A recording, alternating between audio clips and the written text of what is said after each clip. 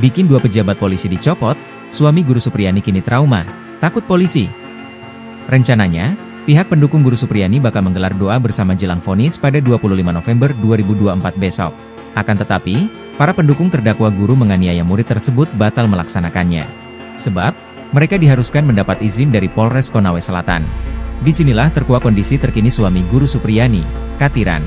Mengutip tribunnews.ultra.com, Katiran ternyata trauma untuk ketemu polisi.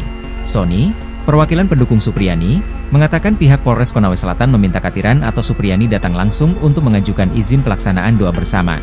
Polisi tidak memperbolehkan ada perwakilan, yang datang harus Pak Katiran atau Ibu Supriyani sendiri, jikata Sony. Menurut Sony, Katiran sudah tidak sanggup lagi pergi ke Polres Konawe Selatan. Rencana doa bersama terpaksa batal. Padahal, kata Sony, terdata sudah ada 400 orang yang menyatakan bersedia mengikuti doa bersama. Harapannya sidang putusan ini Ibu Supriyani bisa bebas tanpa syarat, dilanjut Sony. Sebagai informasi, kasus guru menganiaya murid yang dilaporkan Aibda Hashim ini sudah membuat 2 pejabat polisi di Polsek Baito dicopot.